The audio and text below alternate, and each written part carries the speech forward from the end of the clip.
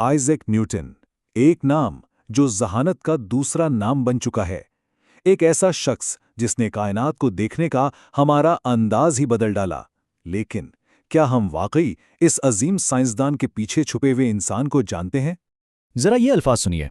खुदा ने कहा न्यूटन हो और हर तरफ रोशनी हो गई। ये सिर्फ तारीफ नहीं, ये एक ऐलान है। एक ऐसा ऐलान जो बताता है कि न्यूटन को एक निजात दहिंदा समझा गया, जिसने हमें जहालत के अंधेरों से निकाला, यानी उन्हें एक देवता का दर्जा दे दिया गया था। आज हम इसी सवाल का जवाब ढूंढेंगे। हम इस शख्स की खोज करेंगे जो अपने ही बनाए हुए कवानीन और हिसाब किताब के पीछे कहीं छुप गया था। एक ऐसा इंसान जो तजादात से भरा हुआ था। तो चलें सफर शुरू करते हैं। सबसे पहले हम इस न्यूटन से मिलते हैं जिसे सारी दुनिया जानती है। एक कौमी हीरो, एक मशहूर शख्सियत और जहानत का एक चमकता सितारा। इनकी जिंदगी के अहम पड़ाव ही इनकी अजमत की पूरी कहानी सुनाते हैं। 1642 में पैदा हुए, इसी साल जिस साल गैलीलियो का इंतकाल हुआ। फिर 1666 में उन्होंने कशिश सुकल, बसरियात और कैलकुलस पर अपना इंकलाबी काम शुरू किया। 1687 में उनकी शहरा आफाक किताब प्रिंसिपिया शाया हुई और फिर 1727 में उनका इंतकाल हुआ और उन्हें पूरे सरकारी एजाज के साथ दफनाया गया। तो आप देखें, एक कमज़ोर पैदा होने वाले बच्चे से लेकर साइंस की दुनिया पर राज करने तक का ये सफ़र वाकई गैर मामूली था। और ये एजाज़ कोई मामूली बात नहीं थी। वो तारीख के पहले साइंसदान थे जिन्हें वेस्टमिंस्टर एबी में दफनाया गया। ये वो जगह है जो सिर्फ बादशाहों, मलकाओं और मुल्क की अजीम तरीन शख्सियात के लिए मखसूस है। ये सिर्फ एक तदफीन नहीं थी, एक ऐलान था कि साइंस अब कौम की सबसे बड़ी ताकतों में से एक है। न्यूटन का मकसद सिर्फ चीज़ें दरियाफ्त करना नहीं था, वो कायनात के बुनियादी उसूलों को समझना चाहते थे।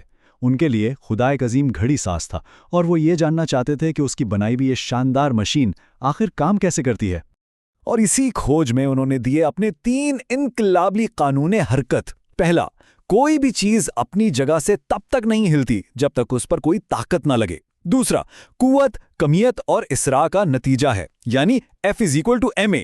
और तीसरा, हर अमल का एक बराबर और मुखालिफ रद्द अमल होता है। ये वो कानून है जिन्होंने क्लासिकी फिजिक्स की बुनियाद रखी और आज भी सियारों से लेकर एक छोटी सी गेंद तक हर चीज की हरकत को समझने के लिए हम इन्हीं का सहारा लेते हैं। लेकिन बात यहीं खत्म नहीं होती। जरा सोचिए, कशिश सुकुल का कानून, वही कुव्वत जो सेब को जमीन पर गिराती है और चांद को अपने मदार में रखती है। फिर रोशनी की हकीकत कि सफ़ेद रोशनी दरअसल कौस कज़ा के तमाम रंगों का मजमुआ है। और फिर कैलकुलस की इजाद, रियाजी की एक पूरी नई शाख जो हरकत और तब्दीली को समझने के लिए बनाई गई। ये उनकी जहानत की वुसअत को जाहिर करता है ना? तो मंतिक और इस्तिदलाल का ये बादशाह, ये अजीम साइंसदान अपना ज्यादातर वक्त आखिर किस सोच में गुजारता था? ये वो सवाल है जहां कहानी एक बिल्कुल गैर मुतवक्का मोड़ लेती है और जो जवाब सामने आता है वो आपकी तमाम तवक्कुआत को तोड़ कर रख देगा।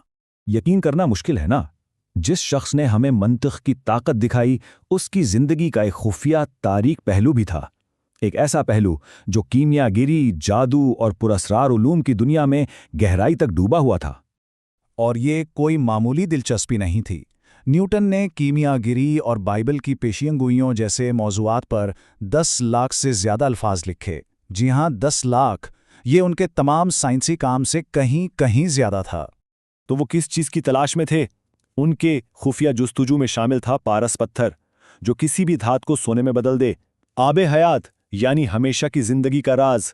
वो बाइबल में छुपे खुफिया कोड्स को समझकर मुस्तकबिल की पेशिनगोइयां करना चाहते थे और वो हैकले सुलेमानी के नक्शे में खुदाई हिकमत तलाश कर रहे थे। ये साइंसी न्यूटन और पुरस्रार न्यूटन के दरमियान एक ऐसा तजाद है जो वाकई जहन को चकरा देता है। अपनी खुफिया तहरीर में न्यूटन ने हिसाब लगाया कि दुनिया 2060 से पहले ख़त्म नहीं होगी। लेकिन इससे पहले कि आप इसे एक और क़यामत की पेशीन गोई समझें, खुद उनके अल्फाज सुनिए। ये मैं इसलिए नहीं कह रहा कि आखिरत का वक्त कब होगा, बल्कि उन ख्याली लोगों के बेबुनियाद अंदाज़ों को रोकने के लिए। और यही बात तो सबसे हैरानकुन है। इनका मकसद सनसनी फैलाना नहीं था। दरअसल वो अपने दौर की बेबुनियाद क़यामत की पेशिनगोइयों से तंग आ चुके थे, तो उन्होंने मंतिक का इस्तेमाल किया उन्हीं लोगों को गलत साबित करने के लिए। यानी उनके इस गैर साइंसी काम में भी मंतिक की एक झलक मौजूद थी। वो इस्तिदलाल को एक हथियार के तौर पर इस्तेमाल कर रहे थे। न्यूटन की शख्सियत का एक और तारीख पहलू था उनका बेकाबू गुस्सा, उनका हसद। ان کی زندگی تلخ جھگڑوں اور دشمنیوں سے بھری ہوئی تھی، اور اس کی جڑیں شاید ان کے مشکل بچپن میں تھیں۔ سوچئے، ان کے والد ان کی پیدائش سے پہلے ہی وفات پا چکے تھے، اور صرف 3 سال کی عمر میں ان کی والدہ نے انہیں نانی کے پاس چھوڑ دیا۔ اس تنہائی اور ٹھکرائے جانے کے احساس نے ان کی شخصیت پر ایک گہرا زخم چھوڑا، جس نے انہیں ایک تلخ، حاسد اور شدید مغرور انسان بنا دیا۔ وہ تنقید برداشت ہی نہیں کر سکتے تھے۔ اور ان کا سب سے مشہور اور تلخ جھگڑا ہوا جرمن فلسفر گاٹفرائیڈ لائبنز کے ساتھ۔ معاملہ تھا کیلکولس کی ایجاد کا۔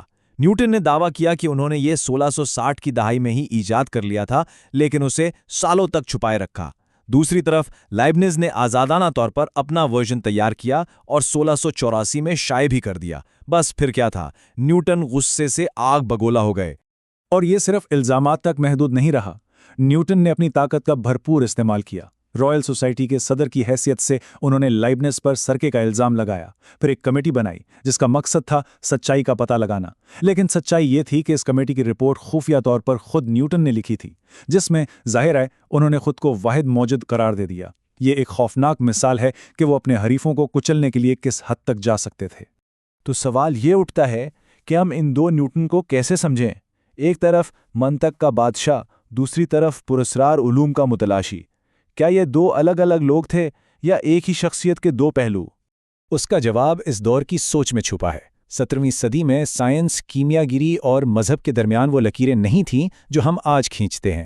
یہ سب ایک ہی چیز کا حصہ سمجھے جاتے تھے، کائنات کے رازوں کو جاننے کی کوشش۔ نیوٹن پریس کا سپینشیا یعنی مقدس حکمت کے نظریے پر یقین رکھتے تھے۔